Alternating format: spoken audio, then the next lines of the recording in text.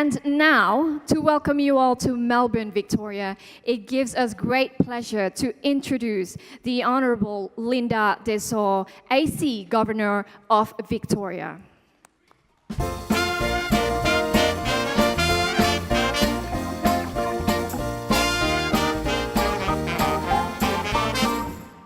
Thank you. I'd like to take the orchestra back to Government House. That was a wonderful welcome.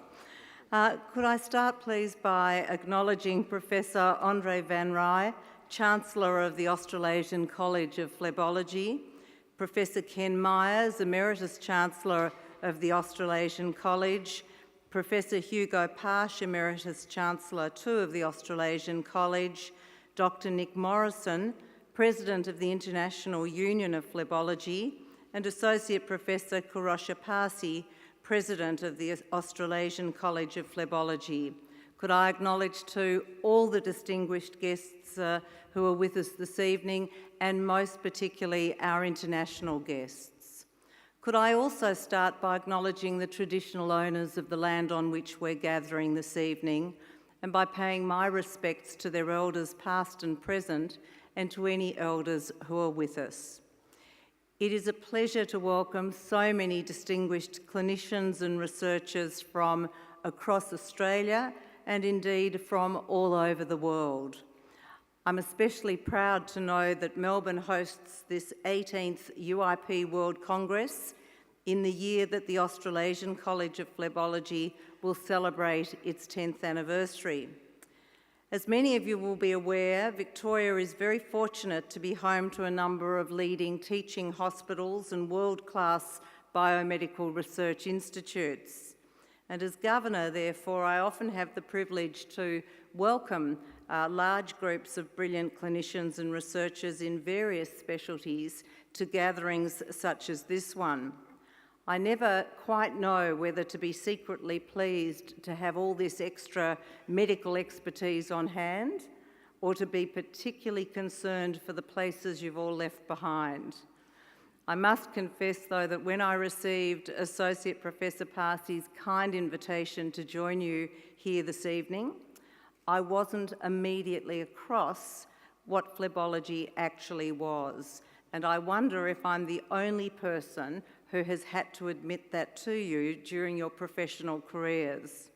Of course, it didn't take more than a moment's research to realise that it was only the word that was unfamiliar, and that your specialty covers such a wide range of well-known, uncomfortable, debilitating, and sometimes life-threatening ailments. As in many other countries, Australia has an ageing population. We face the challenges of providing first-class care for more and more elderly patients suffering the sorts of ailments, illnesses that you deal with. I know you don't only deal with elderly patients by any means, but given that that is such an issue in Australia and in many other parts of the world, and knowing that your specialty does often touch people who are in the more senior range, it's inspiring to know that many of you here this evening are driving the research, the treatment and the innovation that is needed to provide the very best care for the elderly as well as other vulnerable groups. Your Congress program shows just how rapidly that research and innovation is progressing. Having said that, I must say that nothing is quite as intriguing as a complex specialty far outside one's own expertise. I noticed that one of tomorrow's debating topics, one that particularly caught my eye, perhaps because of my legal background, is ablating the truncal veins only in the presence of tributary reflux is malpractice. I'm quite tempted to leave Government House and come and listen to what sounds like a lively discussion. At least I think it is. What is clear is that it's essential for scientists and practitioners to share their knowledge and their experiences with colleagues and to gather together to develop new standards of both diagnosis and treatment. On that note, I'd like to commend the UIP and the organisers of this Congress for their emphasis on collaboration and collegiality. It is only through multidisciplinary international collaboration that new ideas can actually reach their full potential. As you work together over the next few days, I'm certain that you will make and continue to make lasting connections with colleagues from across the world. I understand that 68 different nations are represented here. This evening provides the perfect opportunity to celebrate your work, and I'm delighted to be part of this awards ceremony.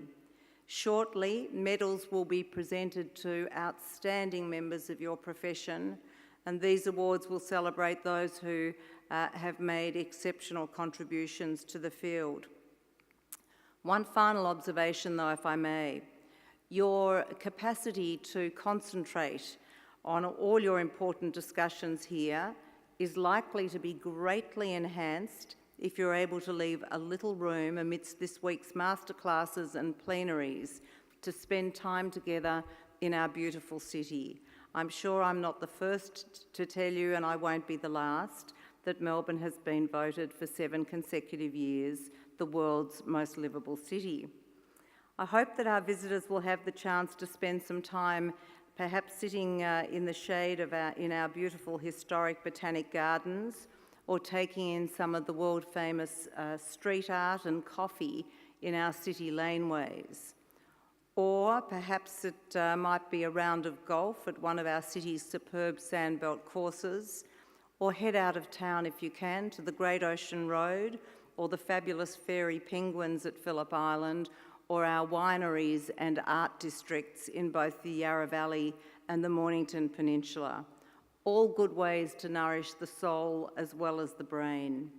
But for now, allow me to welcome all of you to Victoria and to wish you a stimulating and, above all, a productive week. Thank you very much.